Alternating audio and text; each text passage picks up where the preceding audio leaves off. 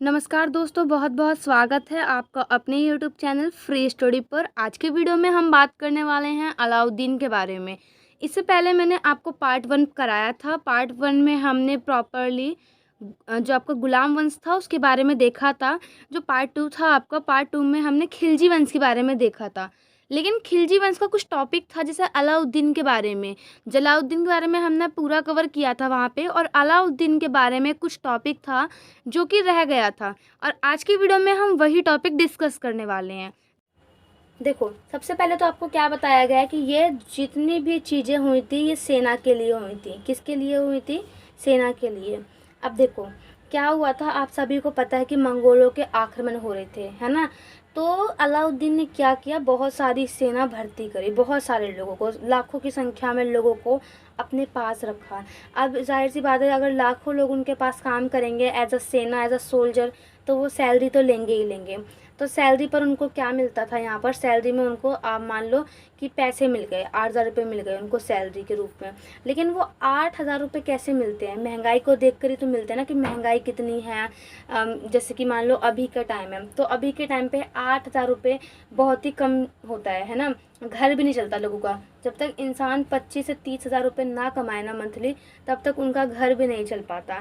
तो एक टाइप से जो इस सब के पीछे जो कारण था, रीज़न ये था कि महंगाई को कम करना। जितने भी नियम कानून, जितने भी अपनाए गए थे, इन सभी का जो मेन मोटिव था वो ये था कि महंगाई को कम करना।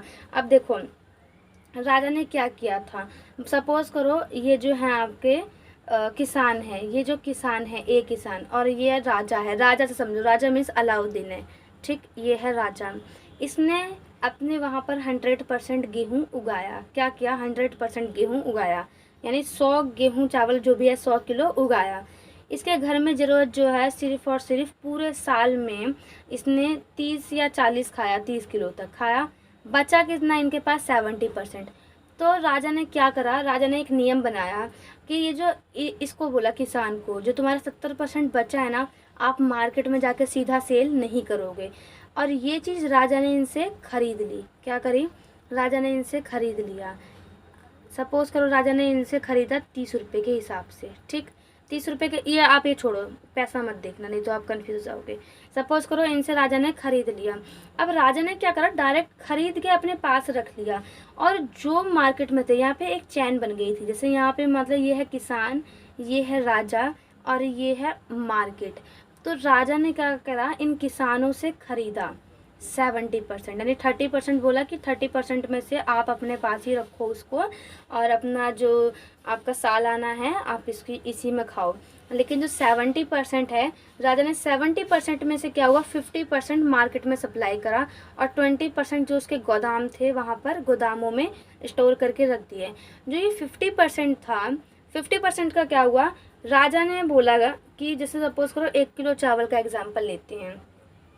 राजा ने बोला व्यापारी को कि 1 किलो चावल जो है ना, मैं आपको यहाँ पर 10 रुपये के दे रहा हूँ। कितने के? 10 रुपये के। आप मार्केट में से 12 के ही बेचोगे। कितने के? 12 के ही बेचोगे।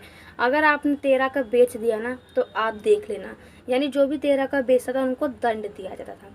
अब जब यहाँ पे मार्केटिंग फिक्स कर दी, तो जितने भी इसके सेनापति थे, सेना जो थी इसकी, उन सब के लिए ये चीज़ अच्छा था कि भाई जितना उसको सैलरी मिल रहा है उतने में खर्च चल रहा है उनका, तो जाहिर सी बात है वो सैलरी के लिए आवाज़ नहीं उठाएंगे। तो इन्होंने क्या किया, जो किंग थे, जो अलाउद्दीन थे, मार्केट को ही मैनेज करा, मार्केट को ही कंट्रोल कर लिया। और मार्केट में ऐसे ऐसे नियम बना दिए गए, ऐसे ऐसे नियम बनाए कि ज़्यादातर प्रॉफिट जो है, जो इन्होंने अपने अंडर में जितनी भी सेना रखी थी उसको हुआ। और सेना रखने का बेनिफिट क्या हुआ कि दिल्ली सल्तनत पर मंगोल एक भी बार नहीं जीत पाए। अलाउद्दीन के उसमें, जब तक अलाउद्दीन शासन काल में था तब तक वो एक भी बार नहीं जीत पाए। तो इनको यहाँ पे कितने का? 12 का ही बेचना पड़ता था। अब जो 13 का बेचते हुए मिल गया वो मारा गया समझो, या दंड मिलेगा उसको। इसके अलावा जिस सपोज करो ये है 30, जिसके पास 30 है, ये डायरेक्ट यहाँ नहीं बेच सकता। अगर डायरेक्ट मार्केट में बेचते हुए मिल गया तो इसको भी दंड दिया जाएगा, क्योंकि इनको जो 70% राजा ने लिया है ये जो 70% राजा ने इनका लिया था यहाँ पर, इसके बदले राजा ने इनको पैसा दे दिया। राजा ने बोला कि आप डायरेक्ट यहाँ पे सेल नहीं कर सकते, अगर आपने डायरेक्ट यहाँ पे सेल कर दिया तो आप देख लेना, दंड दिया जाएगा। अब एक टाइप से इन्होंने यहाँ पे सेल करना स्टार्ट किया तो वो सेल नहीं कर सकते। क्यों? क्योंकि दुकान की रजिस्ट्री होना ज़रूरी है। दुकान की रजिस्ट्री होगी तो वहाँ पे कागज़ वगैरह लगेगा, आपसे पूछा जाएगा कि आप अनाज किससे ले रहे हो, किससे नहीं ले रहे, पूरा चीज़ वेरीफाई किया जाएगा। तो बेसिकली ऐसे नियम थे ना कि यानी किसान जो है ना वो मार्केट में डायरेक्ट बेच ही नहीं सकता था, क्योंकि वो बेचेगा तो दुकान होना बहुत ज़रूरी है, और ठेला लगाएगा तब भी उसकी रजिस्ट्री होना बहुत ज़रूरी थी।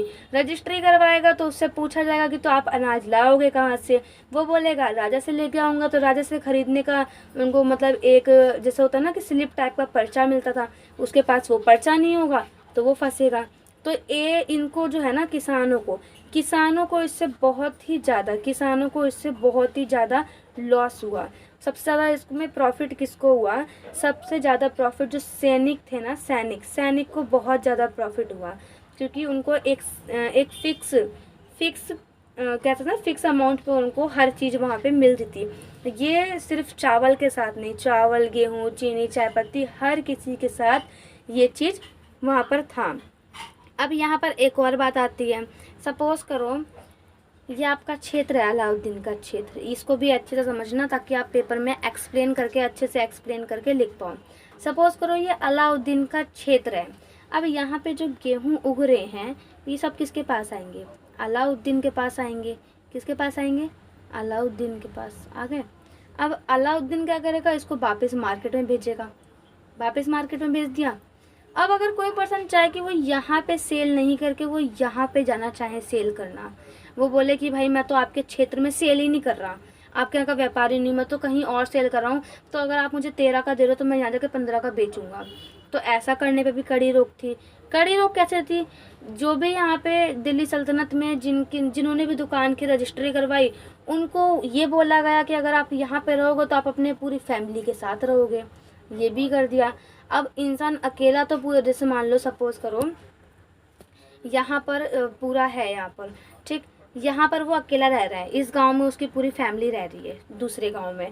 अब यहाँ से इसने लिया राशन बहुत सारा, मान लो 10 किलो लिया, अब वो यहाँ ले जाकर बेच सकता है ना। काफ़ी लोगों ने ये दिमाग लगाया, लेकिन अलाउद्दीन को पहले ही पता था कि लोग ऐसा कुछ करेंगे, तो अलाउद्दीन ने पहले ही कह दिया अगर आप अपनी दुकान की रजिस्ट्री यहाँ कराओगे तो आपको अपनी फैमिली के साथ यहाँ रहना पड़ेगा, तभी आप यहाँ बेच सकते हो, अदरवाइज़ आप यहाँ पे सेल नहीं कर सकते और ना ही यहाँ पे आपकी दुकान की रजिस्ट्री होगी।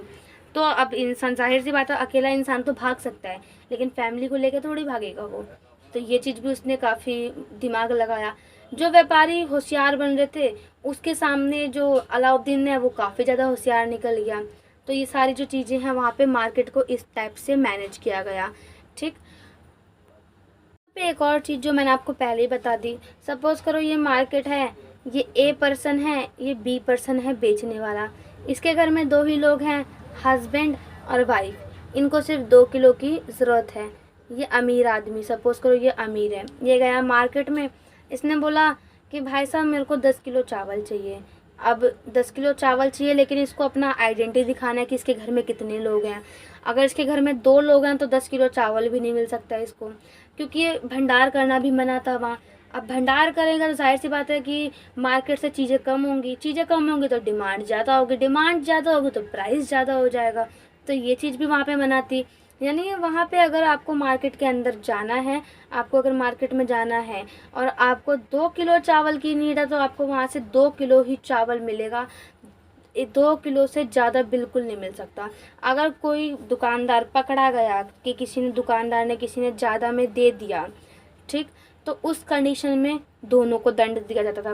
मतलब दंड का इतना ज़्यादा वहाँ पर ये जो था ना, दंड का इतना ज़्यादा था कि कोई भी इंसान वहाँ पर जो बेईमानी नहीं करता था।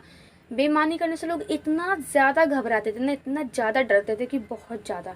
तो वहाँ पर सभी लोग मतलब ईमानदारी से अपना काम कर रहे थे और इसी टाइप से उनकी ये चीज़ जो है चल रही थी। ये सब किस लिए किया था? सेना के लिए, क्योंकि उनको जो अलाउद्दीन है उनको बहुत सारी सेना चाहिए थी और वो चाहते थे वेतन कम देना।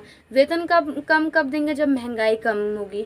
महंगाई कम कैसे होगी? जब मार्केट मैनेज होगी, मार्केट में जो डिमांड है और सप्लाई है वो इक्वल रहेगी।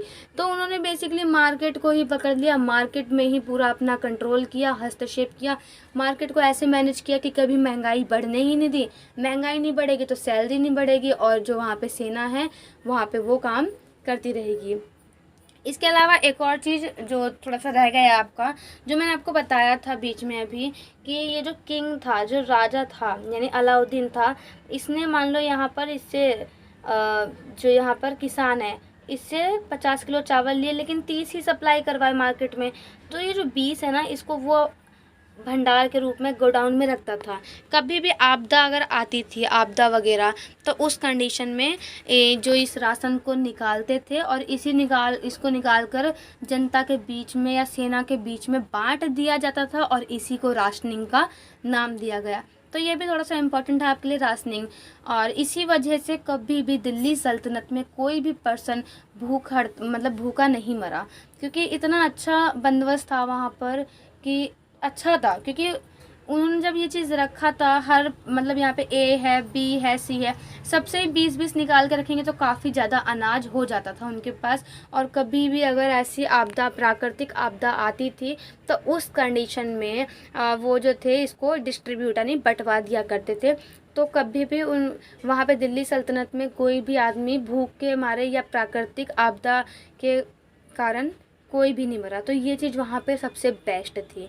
ठीक, आज की वीडियो में इतना ही। आई होप आपको वीडियो पसंद आई होगी और आपने ये टॉपिक अच्छे से समझा होगा। अगर आपको ये टॉपिक नहीं समझ में आया तो आप एक बार टेलीग्राम पे हमारा चैनल है उसको ज्वाइन कर लो, वहाँ पे भी मैं इस चीज़ को एक बार क्लियर कर दूँगी, क्योंकि पेपर में आपसे ये क्वेश्चन पूछा ही जाता है। तो वीडियो में बने रहने के लिए धन्यवाद। मिलते हैं नेक्स्ट वीडियो में, तब तक के लिए जय हिंद, जय भारत।